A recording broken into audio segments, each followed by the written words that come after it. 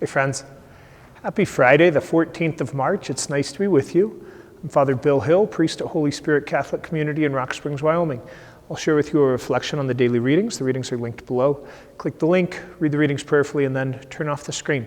Spend some time with God before you move on to other things. Hey, remember, today is a day that we as Catholics abstain from meat.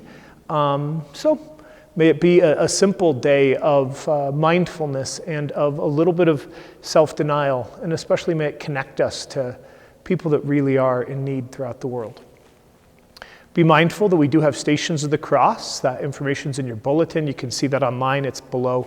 And the Knights of Columbus are hosting a fish meal tonight. I can't remember. I think that tonight might be the night that the Council of Catholic Women is hosting. Maybe that's next week.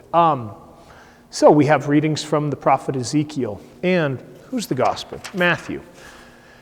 Ezekiel is all about conversion, changing your way so that you can find the Lord. And it's especially an exhortation to people who have turned their back on God.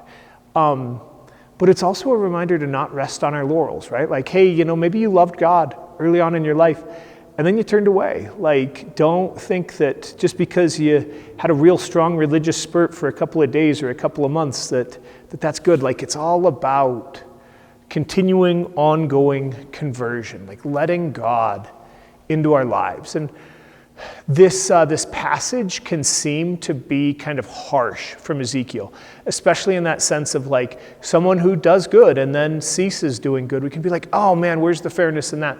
Part of what's going on in Ezekiel is that he is reinterpreting a bit of what's called the Deuteronomic principle, which is like you do good and good comes to you, you do evil, evil comes to you, and it goes throughout the generations.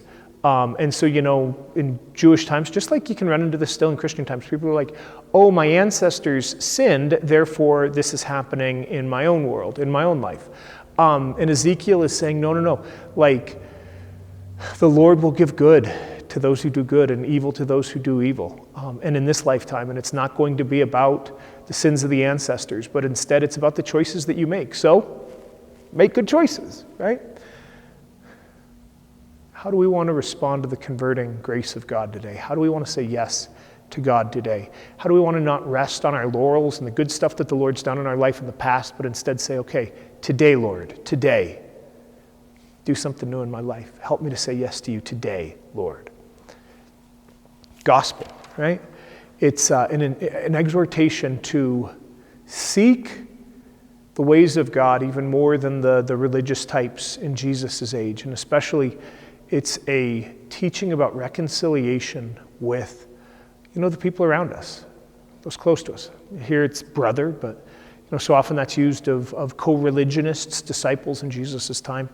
It's about right relationship. And as important as offering your gift at the altar of God is, that's good, but go and be reconciled to the people close to you before you even attend to your religious duties, because that reconciliation is good in the eyes of the Lord.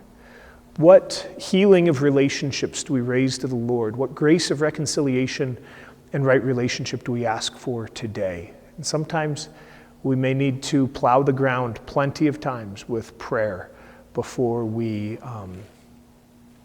before we really bear the fruit of going to our neighbor, going to our person and asking for forgiveness or extending forgiveness. All right, friends, read the readings prayerfully. Turn off the screen. Spend some time with God before you move on to other things. Pray for the poor. Pray for folks having a hard time. God bless you all.